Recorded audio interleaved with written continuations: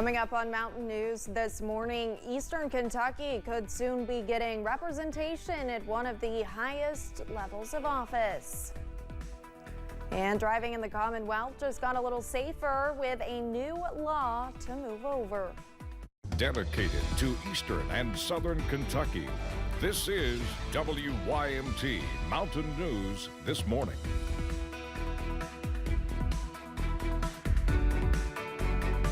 Good morning, I'm Olivia Calfee. The time is 6 a.m. on Wednesday, July 17th. Now let's go ahead and send it over to meteorologist Tim Drawbridge for a quick look at your forecast this morning. Good morning, Olivia. Good morning, everyone. A little fog as we look to the south from the station here in Perry County. 70 degrees outside our door, and the visibility is improved a bit now, back up 7 miles after being about a mile an hour, hour and a half ago at Harlan. Visibility with some intense rainfall across portions of Wayne County, less than the optimum of 10. All right, 68 in Manchester, 69 as you make your way toward Pikeville, 63 Clintwood, 72 Irvin and Moorhead. We're dealing with more showers coming down, 64 out of Lexington from Moorhead. Heavies of action right now as you make your way out toward DeWitt, coming in right now, right along 75 as you make your way into Saxton. And then here we go, 27, rolling right up just east of Somerset now, and just east southeast of Waynesburg, with additional heavy rainfall slowly trying to come toward Powell, Estill, Menifee counties as we make our way through this 6 o'clock hour. So the planner for today, we'll get some breaks of sunshine, but indeed a muggy feel to the air. We'll deal with this action this morning, get a break. More action as we head through the afternoon, and a forecast high up close to 85. Relief is on the way. Your first Alert 7-day forecast, that's coming up in a few moments. Olivia? Tim, thank you. Tonight, former President Trump's running mate, J.D. Vance, is set to take the stage at the Republican National Convention. Last night, several of Trump's primary challengers and fiercest former GOP critics came together in a united front of support for his candidacy. CBS News' Sabrina Franza has more from the convention in Milwaukee. Former President Donald Trump was back for day 2 of the Republican National Convention as several of his biggest 2024 primary rivals took the stage in a show of party unity. Donald Trump has my strong endorsement, period. Trump's former UN ambassador Nikki Haley and Florida Governor Ron DeSantis flipped from fierce campaign foes to committed Trump allies last night. Donald Trump has been demonized. He's been sued. He's been prosecuted, and he nearly lost his life. We cannot let him down, and we cannot let America down. Safety was the other theme on day 2 as speakers pushed for tougher anti-crime and immigration laws. The country is less safe. But here's the good news. We can fix it. Tonight, all eyes will be on Vice Presidential nominee J.D. Vance as he addresses the convention crowd. The 39-year-old junior Ohio senator was seen doing a walkthrough in preparation of tonight's speech on the convention stage yesterday.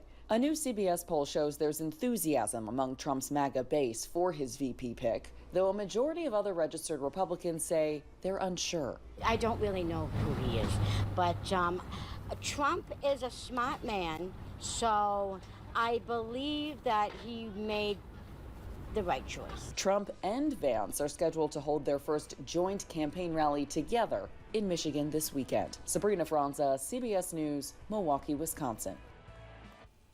Saturday's Trump-Vance campaign rally will be the first one the former president will hold since a gunman opened fire at his Pennsylvania rally days ago, killing one man and injuring Trump and 2 others. The shooter was also killed by law enforcement. And speaking of J.D. Vance, the Ohio Speaker has a family lineage in Breathitt County dating back to the 1800s. WYMT's Chandler Wilcox tells us about Vance's Appalachian background. Officials say J.D. Vance has ties to multiple Appalachian families. He's related to the Blanton family, the Baker family, the Talbys, who were very prominent families here in Breathitt County. Bowling says Vance spent many summers during his childhood at his grandmother's home on Pamboll Branch. He says Vance still visits and owns property in the area. JD has embraced his Appalachian roots and has always been very proud of Jackson. He calls Breathitt County home. Vance wrote Hillbilly Elegy, which includes memories of his childhood. The senator said in a CBS interview he considers himself a hillbilly. I certainly do. I certainly do, and it's the thing I'm proudest of. Hillbilly in a blue blazer now. Yeah, well, my wife dressed me, so you can talk to her about that. With his name now on the ticket, Bowling says more attention can be brought to the mountains. He's able to speak to a lot of the issues that have been near and dear to his heart over the years since his publication of his book in 2016. There are policies Bowling says he looks for that could help the region. An emphasis on rebuilding infrastructure, an emphasis on bringing jobs to rural communities, a building of high-speed internet that we're so concerned with here in Eastern Kentucky. Bowling says he thinks Vance will remember the mountains as he climbs the political ranks. In Breathitt County, Chandler Wilcox, WYMT Mountain News. Stephen Bowling also says J.D. Vance has visited the Breathitt County Public Library many times. Bowling says Vance is very interested in family history. Things changed for drivers in the Commonwealth Monday. The expanded move over law went into effect. The new law says drivers must now move over for anyone that is stranded. Previously, the law only required drivers to move over for law enforcement, roadside workers, and tow truck operators. One towing company owner says this gives him peace of mind. Yeah, the main thing is that people has to respect our caution lights, beacon lights, flusher zone. You know, that's very important. There is so many tow truck drivers run over on the highways every year. Officials with the Kentucky Transportation Cabinet remind people to not drive distracted and be on the lookout for stranded drivers. A ceremonial bill signing took place Tuesday in Kentucky in an effort to protect animals. Representative Susan Whitten and Secretary of State Michael Adams were there for the signing at the Capitol Rotunda. The bill is called Ethan's Law, and it expands the definition of torture of a dog or cat to include situations where extreme physical pain, serious physical injury, or death results from intentional injury while they are restrained. Today, lawmakers and local leaders are set to gather in Lee County, Virginia for a partnership that is designed to expand mobile broadband capabilities. Congressman Morgan Griffith is one of the dignitaries that will be in attendance for the ribbon cutting. The event is about improving mobile broadband access for first responders and those living in Lee County, Virginia. The event is set to begin at 1 p.m. at Robbins Chapel in the Coquille area. One attorney in our area was recently recognized by one Florida-based organization.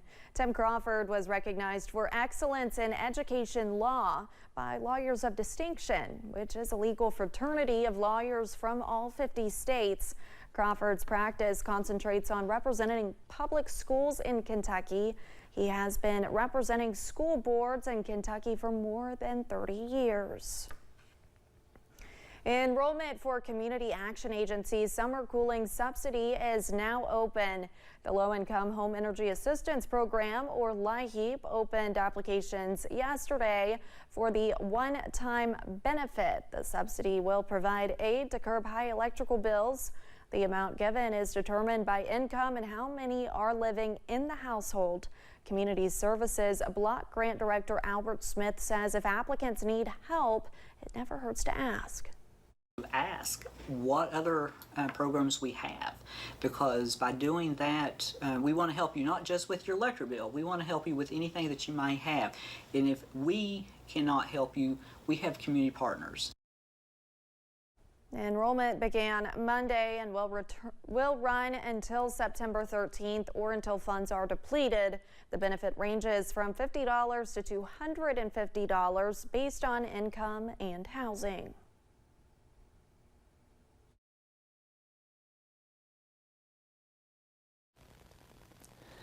And a good Wednesday morning to you. Quick weather update showing temps right now upper 60s, lower 70s for a lot of us in the pinpoint Doppler radar.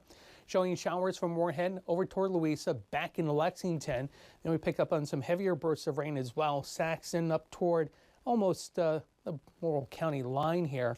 on 75. Then we make our way across Pulaski County, back into Wayne County, Waynesburg, back toward Liberty, Campbellsville, picking up on some of this heavier action. Danville coming in right now up in toward Lexington. So basically along 27 out of Lexington, Jessamine County down toward Pulaski County points west. That's the heaviest and more widespread activity right now that is slowly tracking toward us as we head toward the quote-unquote peak of the morning drive. So showers, scattered thunderstorms this morning. We get a break and we kind of do the same song and dance as we head through the afternoon. And with that sunshine, a muggy feel to the air, we're up to 85. More about the First Alert 7-day forecast in moments. Olivia? Thank you, Tim, and thanks for joining Mountain News this morning. More news is on the way. When we return, new reports say there might be pressure within the Hamas camp to accept a ceasefire deal with Israel.